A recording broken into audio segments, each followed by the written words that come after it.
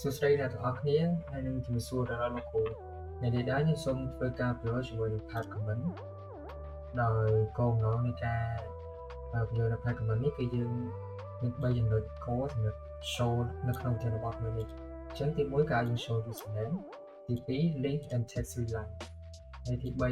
គេឲ្យ create file តបមកយើងtext reline ហើយយើង show នៅក្នុង terminal ដូចគ្នាអញ្ចឹងចំណុចទាំងអស់នេះគឺយើងត្រូវធ្វើវានៅក្នុង SX អូខេអញ្ចឹងមុននឹងយើងចូលទៅកាន់ SX យើងប្រើ command sudo system មកដើម្បី activate វាអូខេ system ctl status SX អូខេអញ្ចឹងSA server យើងគឺវាដែរអូខេអញ្ចឹងចំណុចបន្ទាប់ទៀតគឺយើងទៅ check IP address វាសិនមកនេះបន្ទាប់ពីយើងទទួលបាន IP address មកយើងធ្វើការ run វាជាមួយនឹង command អញ្ចឹងសម្រាប់ command ខ្ញុំប្រើជាមួយនឹង Windows PowerShell អូខេអញ្ចឹងយើងគ្រាន់តែ type sh ហើយយើង type username របស់យើងចូលមកហើយបន្ទាប់មកគឺយើង add ជាមួយនឹង IP របស់យើងចូលគឺ 192.168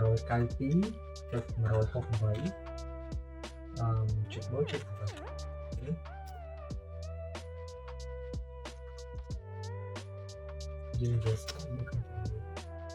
ចឹងយើងបាយ password user របស់យើងចូលអូខេអញ្ចឹងយើងធ្វើការ connect ចូលកាន់ Unity server របស់យើងបានហើយអូខេអញ្ចឹងជំរាបតគេឲ្យយើងធ្វើតទៀតគេឲ្យយើង show username អញ្ចឹង show username យើងប្រើជាមួយនឹង command OMI នេះគឺជា user ផ្ទាល់របស់ខ្ញុំកំពុងប្រើគឺ Smoothly Home អូខេអញ្ចឹងមុននឹងយើងបានធ្វើការ show username យើងហើយអញ្ចឹងចំណុចបន្ទាប់ទៀតចំណុចទី2នេះគេឲ្យយើង link ហើយយើង text reline អញ្ចឹងដើម្បី link យើងប្រើជាមួយនឹង command ls le ហើយយើង type ni ទាំងអស់នេះគឺជា file ដែលខ្ញុំមាននៅក្នុងusername ហ្នឹងដល់ចប់មកទៀត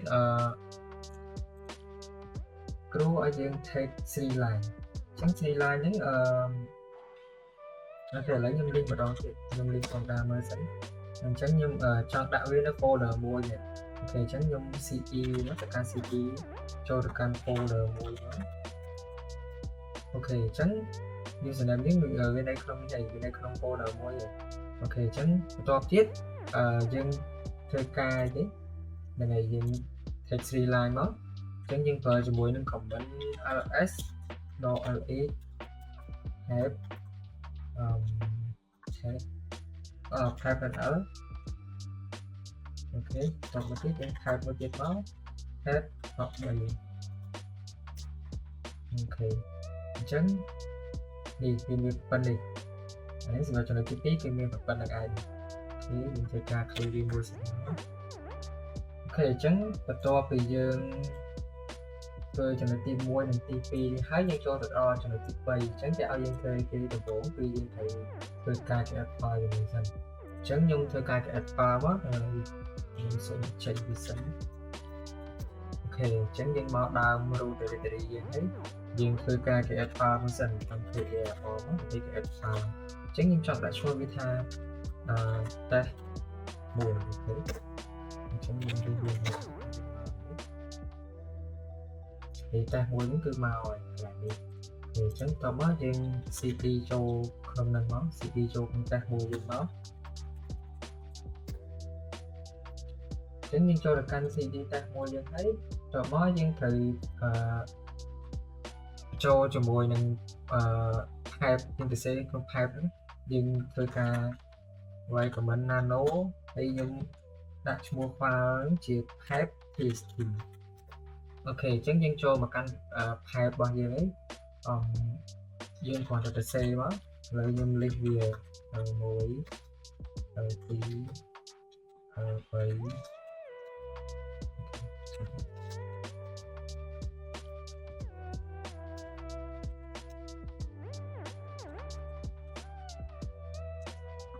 ពេលឥឡូវយើងទៅសេប៉ុណ្ណឹងយើងធ្វើការ save យើងគ្រាន់ចុច Ctrl X ហើយយើងយ៉ាងវាមកចឹងយើងដើម្បីចូលមើលយើងគ្រាន់តែវាយ tab យើងវាយ tab ទៅយើងមើលក្នុង tab TT យើងហើយយើងបានចូលទៅឲ្យចូលអូខេអញ្ចឹងទៅនៃយើងបានចូលគឺមានប៉ុណ្្នេះឯងអូខេអញ្ចឹងត្រូវបន្តទៀតគឺយើង taxi line ដើម្បី show អូខេអញ្ចឹងដើម្បី taxi line ដើម្បី show ហ្នឹងគឺយើងប្រើ command ហ្នឹងដដែលមក tab electricity យើង tab វាមួយ nl អត់មកទៀត tab ជាមួយនឹង tab មួយអូខេអញ្ចឹងនេះគឺជាចម្លើយគឺជា result ដែលយើងបានពីការ taxi line ហ្នឹងមកអូខេអញ្ចឹងការងារសម្រាប់ថ្ងៃនេះគឺមានតែប៉ុណ្្នឹងសូមអរគុណលោកគ្រូនិងអ្នកស្ដាប់ទាំងអស់គ្នាដែលចំណាយពេលវេលាដែលមានតម្លៃមើលវីដេអូនេះតាមដានមកដល់ចប់អរគុណវាសួរលោកគ្រូនិងសួស្ដីអ្នកទស្សនាទាំងអស់គ្នាថ្ងៃនេះដែរខ្ញុំមកធ្វើការ record ជាមួយនឹងcomment តាក់ទងជាមួយនឹង tab ហើយនឹង package អូខេអញ្ចឹងយើងgo through the point ហ្នឹងទៅកុំឲ្យខាត់ពេលយូរដោយចំណុច tab and package របស់យើងនេះគឺមានចំនួន14ចំណុចនេះគឺមានវិច័យចេញជា3 part 1គេឲ្យយើងធ្វើពី package management design តទៅមកទៀត part 2 tab និង redirection exercise part ចុងក្រោយគឺ firewall exercise អូខេអញ្ចឹងមុននឹងចូលទៅកាន់ part 1ខ្ញុំសូមធ្វើការcheck នៅ IP address របស់យើងមុនសិនដើម្បីទៅ open ជាមួយនឹង SA server អញ្ចឹងនេះគឺជា IP របស់ខ្ញុំត្រូវការ open ជាមួយនឹង Windows PowerShell មកខ្ញុំរានវាក្នុងហ្នឹងបាទអញ្ចឹងដំបូងគេគឺយើងគ្រាន់តែវាយជាមួយនឹងSH មកហើយយើងវាយusername របស់យើងចូលអូខេតទៅយើងវាយ username ហើយយើងវាយ IP address ដែលយើងបានចុចបាយមួយគឺខែ2 68ចុច1 8អូខេយើងដាក់ស្គាល់ចូលអូខេអញ្ចឹងSS server យើងគឺរ៉ានហើយយើងបាន login វា successfully ហើយបន្ទាប់មកទៀតគឺយើងបើកមើលក្នុង note ទៅមកទីមួយក៏ឲ្យយើង update package list អូខេអញ្ចឹងដើម្បី update package list ហ្នឹងគឺយើងត្រូវវាយជាមួយនឹង command sudo apt update ហ្នឹងគឺវា update នៅ package ដែលយើងមានអូខេយើងរានវាមក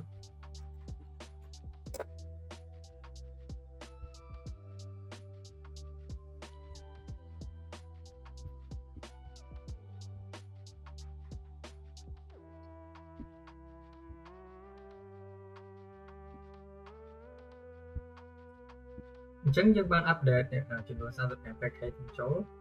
ចំណុចបន្ទាប់ទៀតខ្ញុំសូមព្រីកវាឲ្យធំមកមើលស្រួលមើលអូខេយើងបាន note ម្ដងទៀតបន្ទាប់ពីយើង update package ហើយយើងទៅ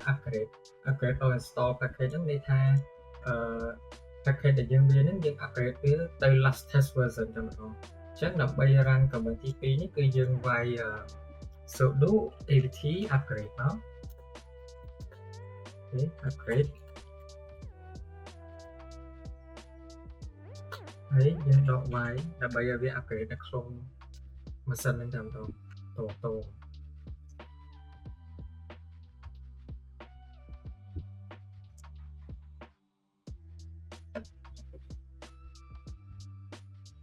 យើងចាំវាតិចទៅដោយសារវាធ្វើតាមតិចវាត្រូវការ upgrade នៅ package របស់យើងដែលយើងមានក្នុងម៉ាស៊ីនយើងអញ្ចឹងវាត្រូវការពេលតិចអូខេអញ្ចឹងនេះជា result ដែលយើងបាន upgrade package មាននៅក្នុងម៉ាស៊ីនរបស់យើងគឺយើងបាន upgrade វាហើយដែរអញ្ចឹងចំណុចបន្ទាប់ទៀតគឺយើងចូលទៅកាន់នៃការ install package Nginx ដើម្បី install package Nginx នេះគឺយើងcommand sudo apt install Nginx មក install and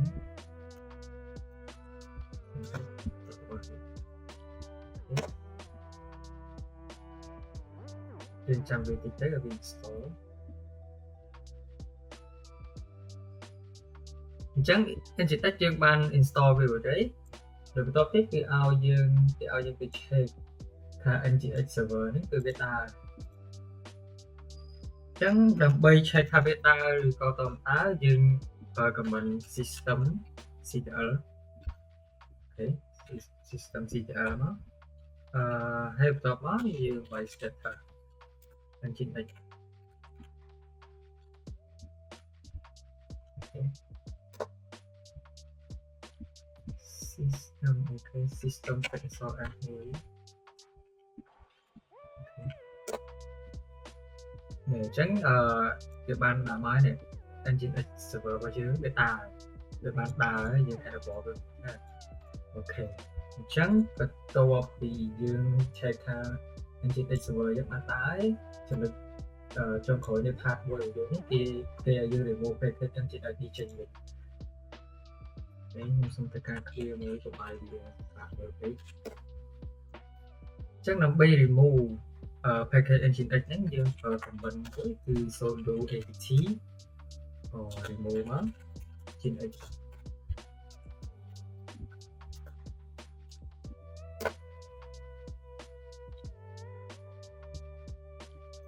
អញ្ចឹង sudo អញ្ចឹងpackage Nginx របស់យើងគឺវាត្រូវបាន remove ចេញពី machine របស់យើងហើយអូខេអញ្ចឹងចំណុចទី1របស់យើងទាំងអស់នេះគឺយើងបានធ្វើវាល្អអស់ហើយយើងសូមធ្វើការ clear មួយដើម្បីចូលទៅកាន់ part 2 ម្ដងនេះ part 2 គឺគេឲ្យយើងបញ្ចូលអំពី type និង redirection exercise អញ្ចឹងចំណុចនេះគឺគេឲ្យយើង display list file ដែលមាននៅក្នុង directory របស់យើងអញ្ចឹងដើម្បី display គឺយើងត្រូវប្រើ command នេះគេដើម្បី display list នៃ file នៅ current directory របស់យើងគឺយើងប្រើ ls ធម្មតាហ្នឹងអញ្ចឹងក្នុង directory យើងគឺមាន file ប៉ុណ្ណេះអញ្ចឹងចំណុចបន្ទាប់ទៀតគេឲ្យយើង use path command ដើម្បី filter file ណាដែលមានតែ txt អូខេអញ្ចឹងដើម្បីយើងលេងវាមើលយើងគ្រាន់តែ ls មកហើយយើង type វាមួយអូខេ type ហើយ grep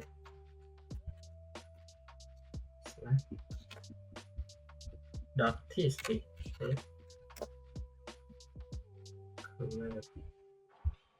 អូខេខ្ញុំបាយប្រើ code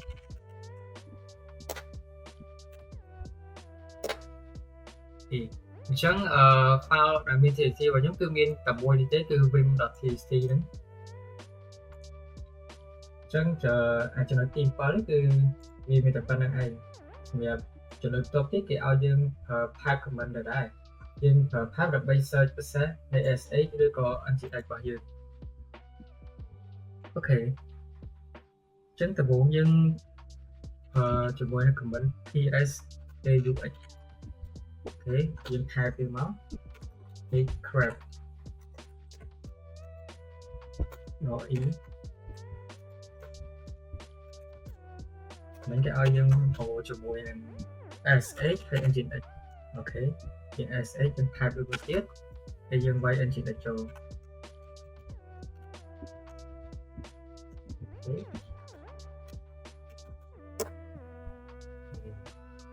នេះគឺជាលទ្ធផល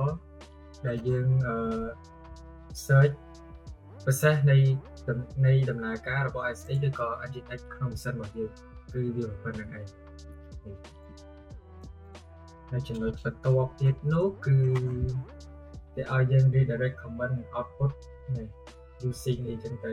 into file name output ដែលមាន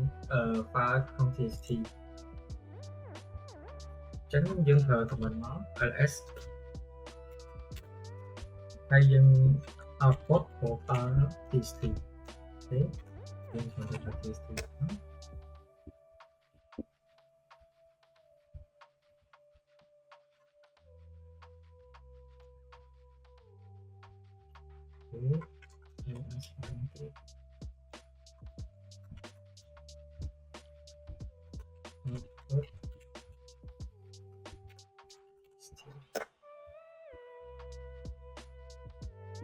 ok được sai cái ao dương ly hồ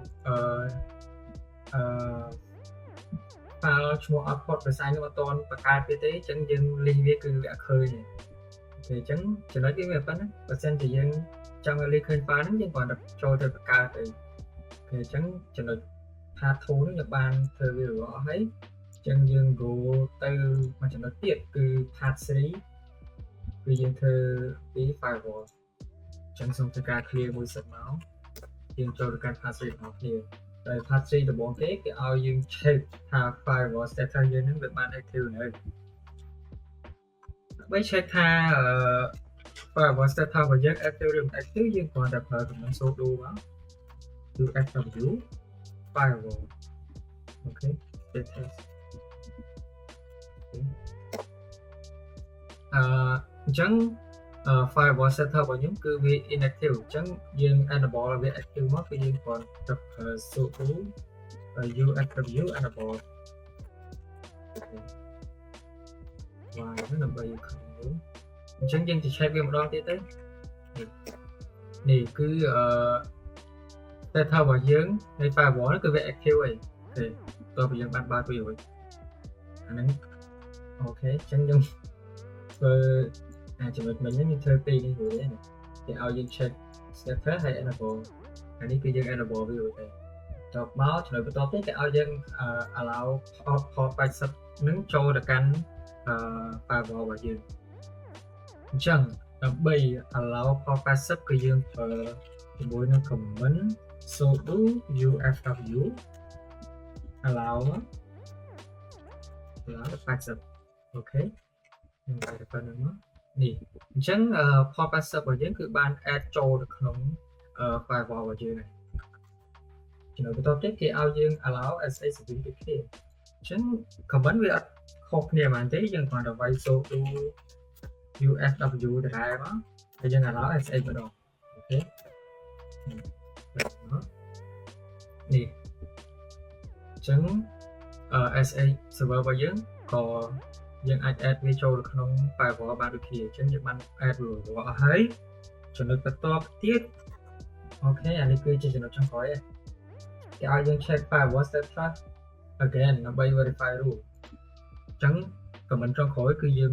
ប្រើជាមួយនឹង sudo usw status មកយើង check វាម្ដងទៀតនេះ status យើង active ពីគេខ្លះនេះវាក្នុងនេះមកអូខេអញ្ចឹងចំណុចនៃការបញ្យល់របស់ខ្ញុំអំពី type និង package គឺមានប៉ុណ្្នឹងហើយសូមអរគុណទៅដល់លោកគ្រូនិងអ្នកស្ដាប់ទាំងអស់គ្នាដែលចំណាយពេលស្ដាប់វីដេអូនេះតាំងពីដើមរហូតដល់ចប់សូមអរគុណជំរាបសួរលោកគ្រូនិងសួស្តីអ្នកនរគ្នានេះដែរខ្ញុំនឹងធ្វើការ remote ហើយនឹង config command ដែលយើងប្រើប្រាស់ជាមួយនឹង AWS server អញ្ចឹងជាដំបូង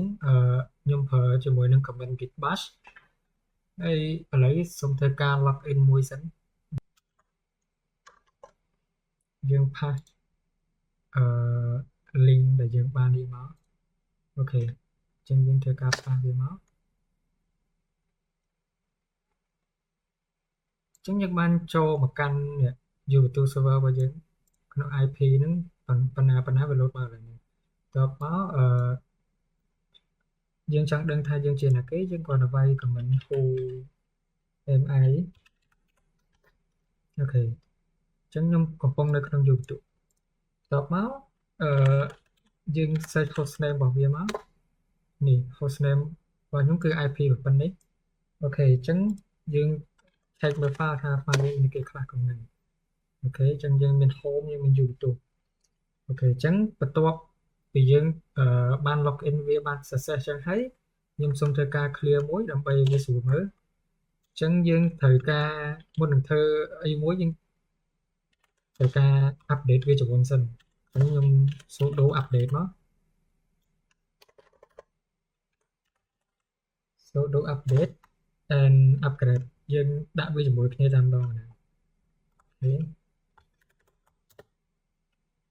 sudo apt upgrade cái đọ vài đó là bên mọi vì xua gì những enter mà hay dân trang vì tới ở Việt Nam tính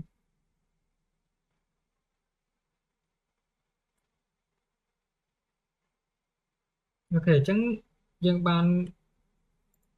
update hay upgrade với hồi đó rồi chẳng ok trang vi tích ok chẳng bắt đầu bây giờ ban update hay upgrade với hay chỉ được bắt đầu tích dân sẽ ca trí chẳng tập 4 cho bên trí thì số dân thời ca install tree mà tăng biết dân còn vài comment số đủ apt hay install nữa ok install tree tại sao với mấy việc tôm ní những thời ca install viên ok chẳng dân ban install rồi chẳng dân trang đăng version bắt tree dân phải không version này tí dân còn đợi vài tree đó bị đâu là hết version ok đi version tree bằng này ok chẳng bắt đầu bây giờ ban download tree mà thấy dân còn đợi lấy clear một sân nè trên trường top cái ao như các file ấy chỉ muốn đọc file chẳng nhưng còn đọc vai của mình em thấy điều đó thấy đọc phí vậy sâu sâu môi là hỗ trợ sâu sâu đọc nó thì sâu sâu phí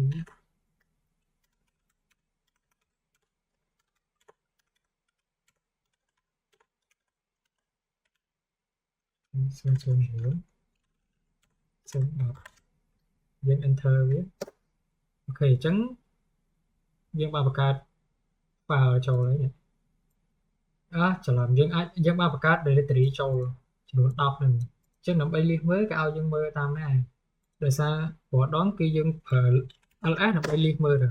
chẳng việc mình lột mà thằng AT mình lột mà tầm mùi lột tầm pha là tầm mùi chẳng dân install 3 mà nằm bay A install 3 mà nằm bay vào phở chẳng dân âm bạ thế nhưng còn là quay comment 3 install một năm lại mấy chung cả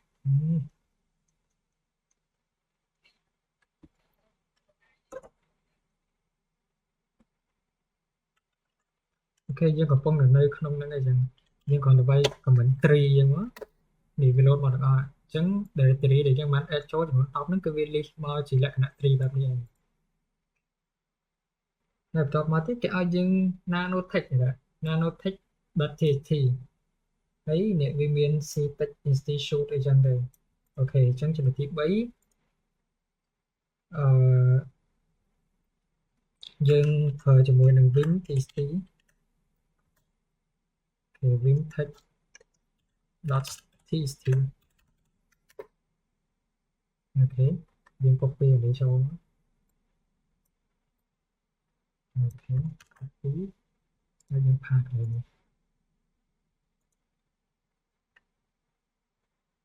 អូខេដើម្បីយើង save វាយើងប្រើជាមួយនឹង command wq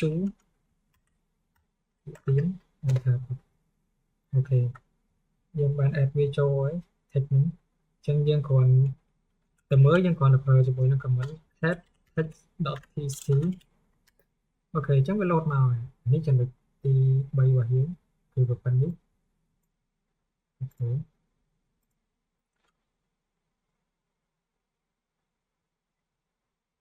ហើយចំណុចបន្ទាប់ទៀតគេឲ្យយើងcp ទៅលើអីគេនេះទៅលើ text 001 002 003រហូតទៅដល់0010អូខេអ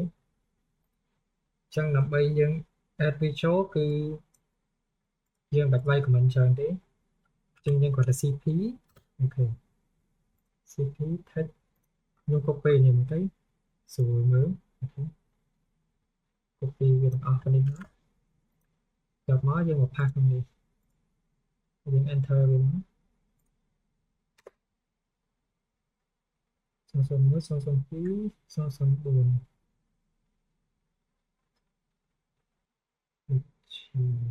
នេះអូ my god ok chẳng xong thời ca ninh một đoạn tiếp mình xong thời ca mình sao thì bạn cứ xem mình copy được mà xem mình pha vào nó sẽ ký đấy mình pha cái chỗ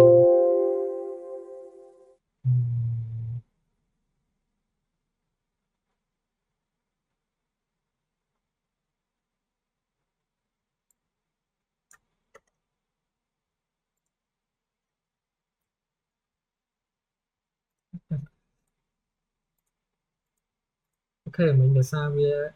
bắt đầu để từ mỗi chẳng dừng pha về đoạn tiếp nó xong xong tí xong xong bay được lại là bắt kia lại rồi chẳng dừng back arrow với đo lại cho được nhanh nhưng còn the time xong xong bay tiếp nó ok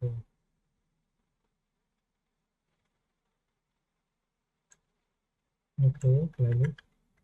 xong xong bay xong xong đường enter về ok chẳng cái trâu rồiបន្ទាប់ពីវាចូលហើយយើងទៅមើលវាដោយពាក្យពេចន៍ហ្នឹងគឺយើងត្រីវាដដែលហ្នឹងទៅយើងត្រីវាដដែលមកអូខេអញ្ចឹងអឺ HTTP អញ្ចឹងវាបានលោចូលហើយនេះយើងបាន CP វាចូលទៅក្នុងនេះ directory 001ដល់0010ហ្នឹងវាបានលោចូលប្រហែលអូខេអញ្ចឹងចំណុចបន្ទាប់គឺយើងប្រើ comment ថាអូខេអញ្ចឹងយើងចូលមក comment របស់យើងយកចូលមក terminal យើងសិនមកយើងថាយើងមើល version យើងសិនថាយើងរៀនអញ្ចឹងដោយសារ server យើងថ្មីអត់តមានទេយើងគ្រាន់តែប្រើជាមួយនឹង comment sudo apt install ថាអូខេអញ្ចឹងយើងអាចលេងមើល version យើងម្ដងទៀតបានអូខេប៉ុណ្ណឹងហើយអញ្ចឹងបន្ទាប់ពីយើងបាន install ថាមកហើយយើងគ្រាន់តែ add វាចូលទៅក្នុង directory 001ចឹងដើម្បី add វាចូលគឺយើងប្រើជាមួយនឹង command ថាដក cf cvf អូខេថា cvf ហើយ su35 ហើយ dot ខាងហើយឈ្មោះ directory អូខេ directory 001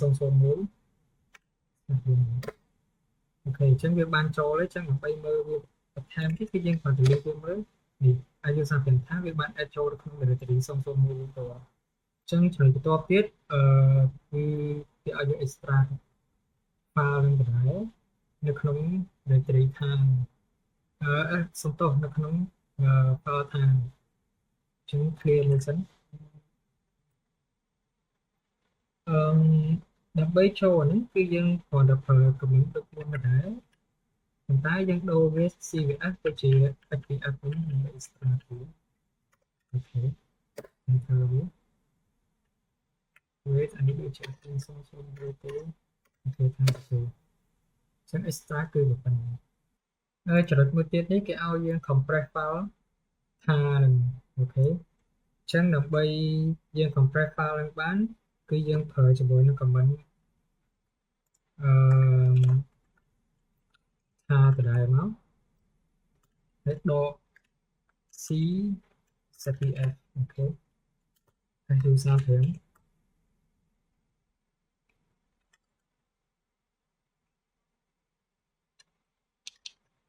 su 35 .10 .gz ហើយ su35 .10 ទៀត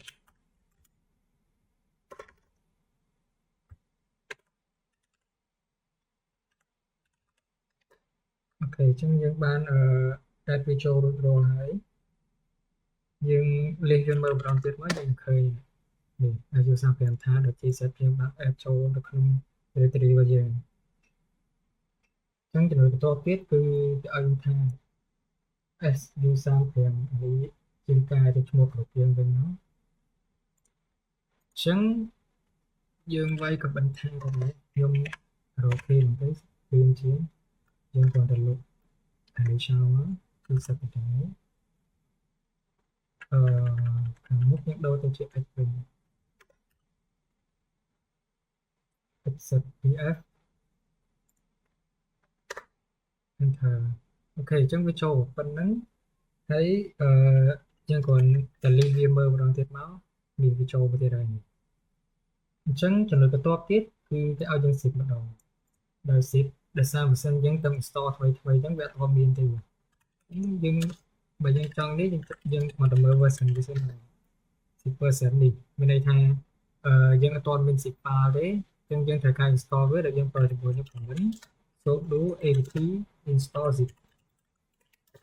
cái phần mình buồn lột trồng dân giải mà nó phải continue ok ok chẳng rồi đó rồi cái top là dân thời thơ đấy cứ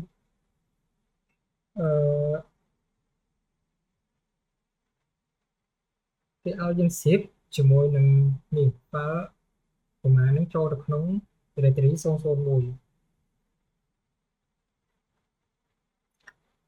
ចឹង clear មួយយើងប្រើជាមួយនឹង command zip អូខេនេះដើម្បី zip គឺយើងប្រើជាមួយនឹង command zip .rv មក su35 .zip ហើយយើងដាក់វាចូលទៅក្នុង directory 001 នេះចឹងយើងលើកវាមើលមកចឹងយើងបាន add su35.zip ចូលទៅក្នុង directory 001របស់យើងទៀតហើយអញ្ចឹងចំណុចចុងក្រោយគេគឺគេឲ្យយើង unzip វិញ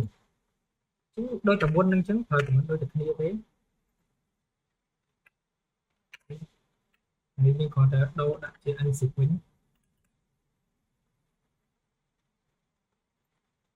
exit ហើយយើងយកទៅសំពងហើយអញ្ចឹង command នេះដូចជាអត់ដើរទេអញ្ចឹងខ្ញុំអាចសាកជាមួយនឹង command មួយទៀតគឺ unzip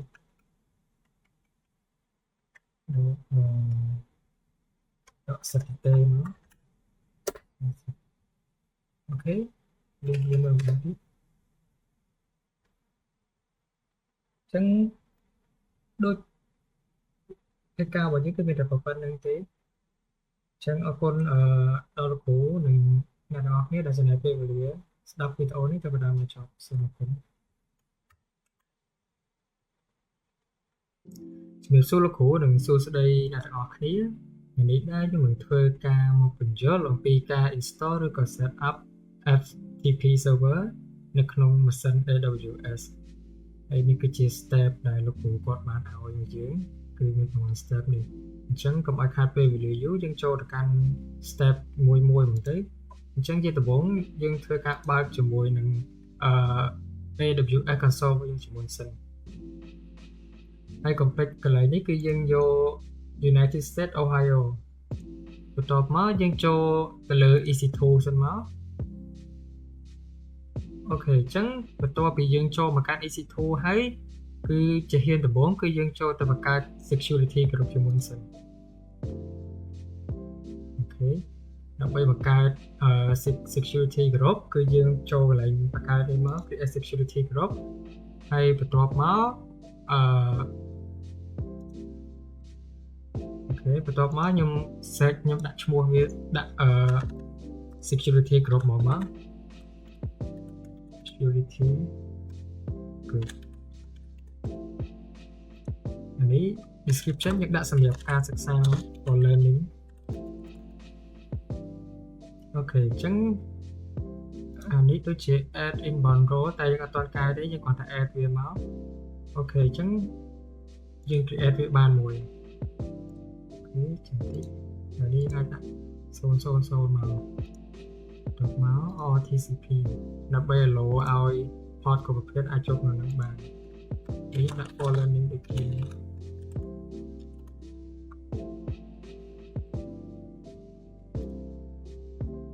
ចឹងយើងបានបង្កើត security group មួយអូខេអញ្ចឹងបន្ទាប់ពីយើងបង្កើតបាន security group មួយជាបន្តទៀតគឺយើងចូលទៅបង្កើតជាមួយ instance យើងចុច click លើ instant មកអូខេអញ្ចឹងខ្ញុំធ្លាប់មាន FTP server ហ្នឹងរួចហើយអញ្ចឹងខ្ញុំបង្កើតវាម្ដងទៀតដោយបង្កើតយើង launch instant អូខេអញ្ចឹងខ្ញុំដាក់ឈ្មោះវាថ្មីមកអាចដាក់ FTP server FTP on EC2 ចឹងទៅ on ក៏ឬក៏ AWS អូខេខ្ញុំដាក់ចាំមកវិញ FTP on AWS ហើយខាងក្រោមនេះយើងរើសយក Ubuntu ភាសាយើងប្រើលើម៉ាស៊ីន Ubuntu អូខេអញ្ចឹងជាហ៊ានបន្ទាប់ទៀតគឺយើងហៅ KPI មកត្រូវការ create ទៅលើ KPI ថ្មីអញ្ចឹងក្នុង KPI ហ្នឹងខ្ញុំដាក់ឈ្មោះថា FTP ទៅអូខេ FTP EC2 អូខេខ្ញុំដាក់ប៉ុណ្ណឹងបន្ទាប់មកខ្ញុំ create KPI មកអញ្ចឹងវា load ចូលទៅកាន់ download របស់ខ្ញុំឯក្នុងនេះអូខេនេះ FTP EC2 ជាហ៊ានបន្ទាប់ទៀតគឺយើង select existing security group ហ្នឹងគឺជា security group ដែលយើងបង្កើតមុនហ្នឹងអូខេអញ្ចឹងយើងគ្រាន់តែ drop down វាមើលមកមុនហ្នឹងខ្ញុំបានបង្កើត security group អញ្ចឹងខ្ញុំគ្រាន់តែ select វាចូលមកគឺជាការស្រេចតែហ្នឹងអានេះខ្ញុំបាច់កែទេដាក់ចឹងទៅអូខេបន្ទាប់ពីយើងរួចរាល់ក្នុងការ set up នេះហើយយើងគ្រាន់តែ launch instant វាមកចាំវាបន្តិចទៅអូខេអញ្ចឹងវា load មក successfully អញ្ចឹងយើងបង្កើត instant រួចរាល់ហើយអញ្ចឹងយើងចូលទៅកាន់ instant ម្ដងទៀតដើម្បីមើលអូខេអញ្ចឹង FTP on AWS នេះគឺវាដើររួចហើយយើងចាំវា implement ទៅអូខេអញ្ចឹងបន្ទាប់ពីយើងបង្កើតជាមួយនឹង security group ហើយនឹង instant រួចរាល់ហើយគឺវាបានដើរហើយអញ្ចឹងជាហ៊ានបន្ទាប់ទៀតគឺយើងចុចទៅលើ instant ហ្នឹងមកដើម្បី connect វាអូខេអញ្ចឹងខ្ញុំចូលទៅយកនៅក្នុង SH client ដើម្បីយក instant វាដើម្បី connect ចូលទៅក្នុង Git bash របស់យើងតែជាហ៊ានដំបូងខ្ញុំត្រូវការ copy កន្លែងនេះមួយសិនគឺ ch mode ដើម្បីកែ mode ខ្លះៗនៅក្នុងនេះអូខេអញ្ចឹងយើង open ជាមួយនឹង Git bash របស់យើងមកអូខេខ្ញុំសូមទៅចូលមកទេ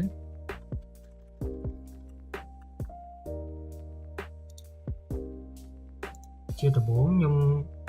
ដោយសារខ្ញុំទុក file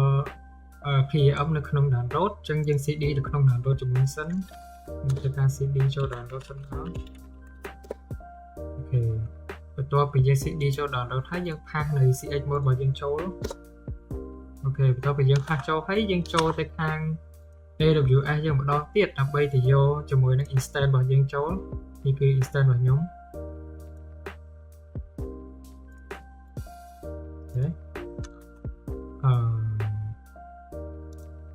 វាផាសវាចូលមកទេអញ្ចឹងមុននឹងខ្ញុំច្រឡំគឺយើងយក account នេះ SH នេះខាងនេះវិញអូខេយើងចូលវាម្ដងទៀតមកយើងបានផាសវាចូល enter យើងក៏ទៅយកមកដើម្បីឲ្យវាដើរអូតូទៅមុខតទៀតអូខេអញ្ចឹងសូមធ្វើការ clear មួយយើងបាន access ចូលរួចហើយយកទៅ server របស់យើងអញ្ចឹងយើង Y command hold MI ដើម្បីដឹងថាយើងជា user ទេ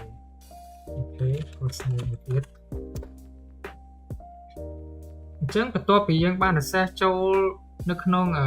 SH របស់យើង Ubuntu របស់យើងរួចហើយយើងធ្វើអីបន្ទាប់ទៀតគឺយើងចូលរបងទេគឺត្រូវ update យើងចូល sudo apt update សិនមក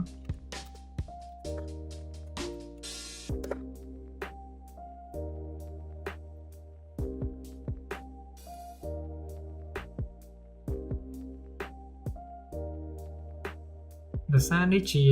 instant ថ្មីអញ្ចឹងយើងត្រូវ update package វាជាមុនសិនដើម្បីឲ្យវាងាយស្រួលក្នុងការ access ទៅលើអីផ្សេងៗតទៅទៀតអូខេអញ្ចឹងយើងបាន update វារួចរាល់ហើយយើងគ្រាមួយទៀតចោលសិនមកអូខេបន្ទាប់ពីយើង update ហើយគេឲ្យយើងត្រូវ install ជាមួយ VSFTPD អ chẳng dừng sudo apt install mà install vsf tpd nó ok hay dừng slash y đằng bây của mọi việc rồi dừng luôn trang về tí tới dừng liên đai thế ok chẳng bắt đầu bị dừng install cho môi nâng vsf tpd server vsf tpd rồi hay dừng cho càng khi về sau một tiết hay dừng thời config từ lờ vsftpd nữa ok dừng còn thật đô bị ok dừng cho từ cp slash etc ok phần nâng dễ tôi chỉ phần nâng ấy ok và tôi bị cho đo nâng ấy dừng thử backup file vsftpd.configuration nâng hay tới cho bôi nâng file backup ok phần nâng chẳng và tôi bị dừng mang cho tới khung cd cho khung etc hay dừng thử backup file đã cho được khung nâng chẳng là bây backup file đã cho cái dừng với cho bôi nâng comment ls.lx hay dừng create phía máu ok got hay dừng create file vsftpd.configuration ok enter viết chẳng việc ban châu rồi đây nè vsftpd configuration đọc máy cho backup file mới tiết cứ chỉ nè nó được khía bàn tay chỉ file backup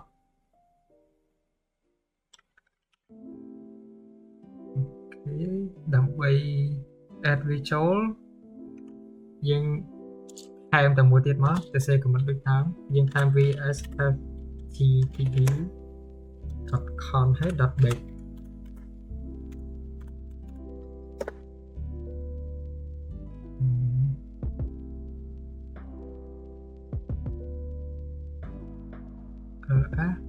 .lh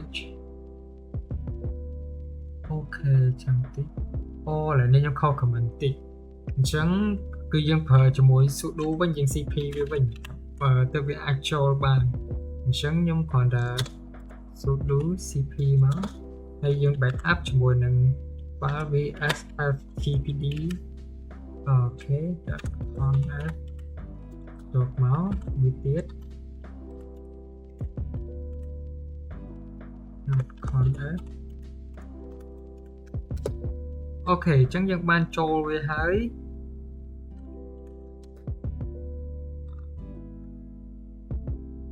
dân ban và ca video hồ này ấy dân ai mơ về đòi ở lại các bạn dân ai khe video mơ các bạn này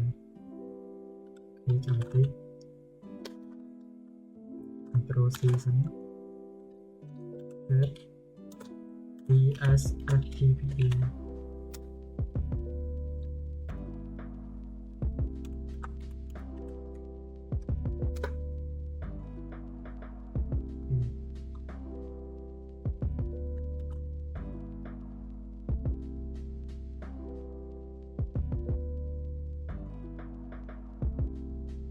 Ctrl C nhưng Ctrl L về thì chạm mission ok chẳng dân tay chỉ một to cái bằng tới đời to bị dân ban bạc cái vsftpd đặt configuration rồi hay dân thầy ca cái nơi line khác đây là của con bạn đó là vậy chẳng đọc bay cái với cái dân sudo nano là bay cái chúng dân bay còn muốn sudo nano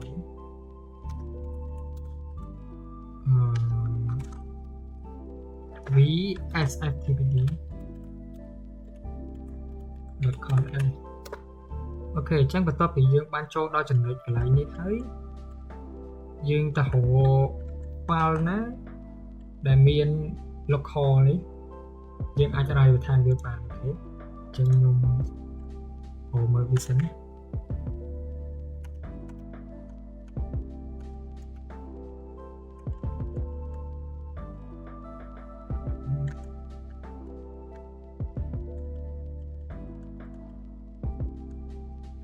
local enable yes uncommon firewall yes những một sản phẩm cho tiếp dương auto đó này ch root local user này dương cài vì này những cái hiện trở trích đầu dân trải p không ca mơ về tí tới cái này ch ôn tế dân thọ lại nó là mình ch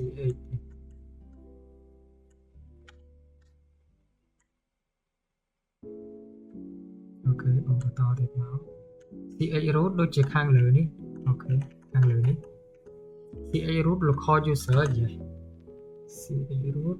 và tập mất cái ao dân add cho muốn là comment line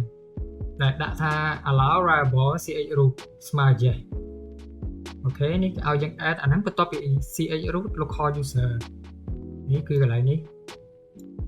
chân dân enter với máu ok dân ách vay của mình ba này thế chẳng cái ao dân vay mấy allow ra bỏ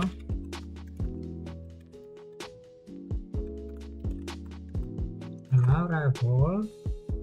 ch root smart gì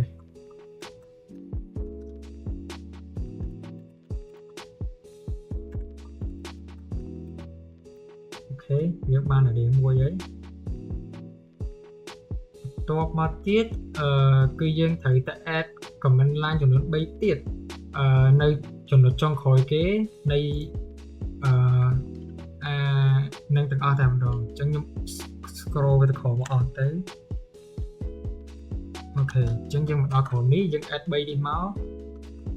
PASV enable smart yes tiếp PASV min thought parameter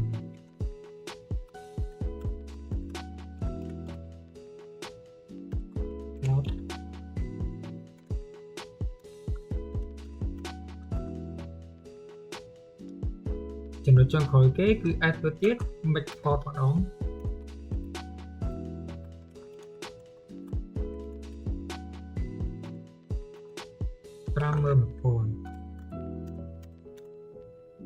អូខេអញ្ចឹងយើងបានការ configuration វាបានប៉ុណ្្នឹងដើម្បី save វាយើងគ្រាន់ចុច control x មកហើយយើង yes អូខេនេះយើងបាន save វារួចហើយអញ្ចឹងនៅពេលដែលយើងបាន save file រួចគឺចំណុចបន្ទាប់ទៀតគេឲ្យយើង restart service អញ្ចឹងដើម្បី restart service យើងប្រើជាមួយ sudo systemctl restart មក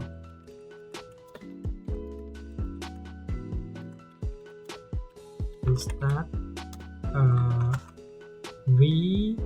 vstpd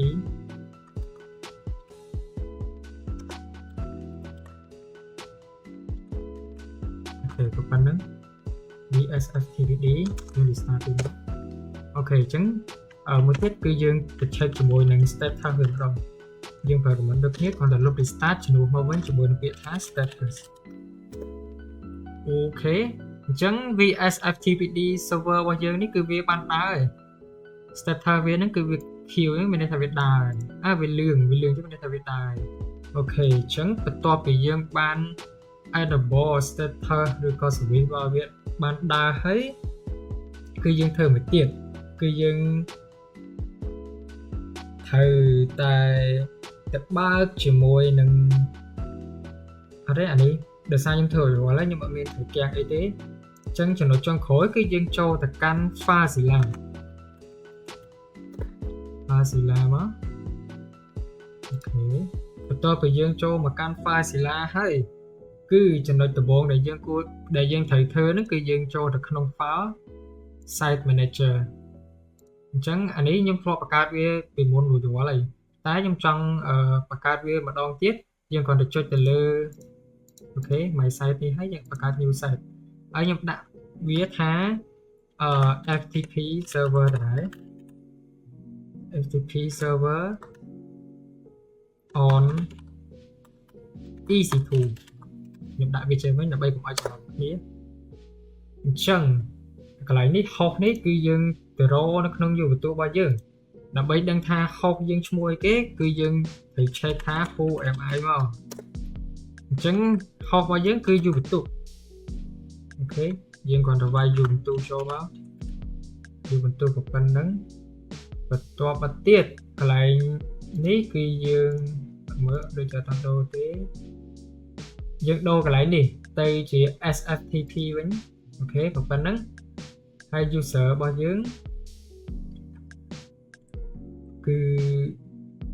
ok cho làm tí ní mình thôi thế ấy user cứ user dùng tụ ấy cái lại ní cứ đôi chỉ dương tự do IP vì không AWS vào dương mà chẳng nhầm cho mà can AWS easy to vào dương mà nè như cái chỉ IP bảo dương dương ai cho với một pack không đi bán ok chẳng password nhưng bạn đặt các bạn này đôi chỉ ở y tế dương ok với môi sạch tôi mới dương cho file site manager hay dương cho cái nó một đòn tiệt hay dương sạc cái này mới tại Việt Nam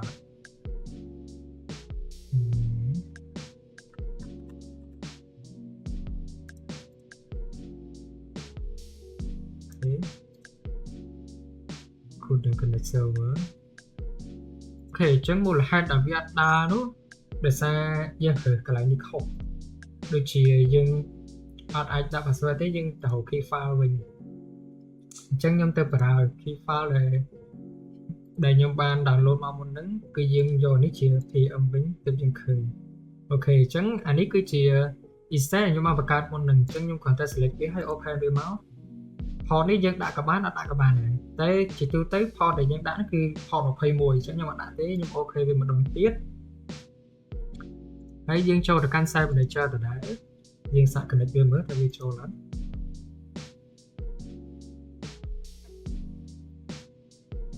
ok chẳng dương cần để cho lấy lại nhỉ bắt tôi bây giờ cần để cho hơi khi dương cho được không dùng tụ nó thấy dương bạc ca chỉ mùi nâng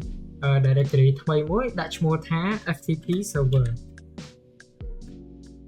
chứ được chữ FTP server này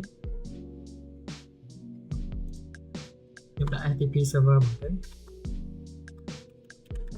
ok một phần nữa mình phải được không đi chẳng bắt tôi bây giờ bạc ca đã nâng thấy dương ai cho là việc bán dân ai tin file Việt Nam muối do mà đặt không đi các bạn đấy chẳng nhầm tin file nó để tôi với máu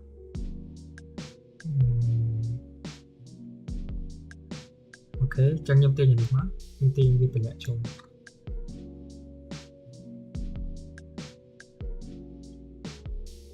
ok chẳng không FTP server và diễn cứ dân bên file tôi muốn không nên mùi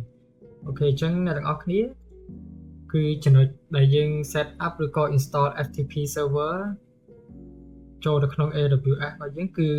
មានប្រមាណ step នឹងអញ្ចឹងសូមអរគុណទៅដល់លោកគ្រូនិងអ្នកទាំងអស់គ្នាដែលចំណាយពេលវេលាយ៉ាងមានតម្លៃស្ដាប់ការបកស្រាយនិងបញ្យល់របស់ខ្ញុំពីមួយ step ទៅមួយ step រហូតដល់ចប់អញ្ចឹងសូមអរគុណលោកគ្រូនិងមិត្តភក្តិទាំងអស់គ្នា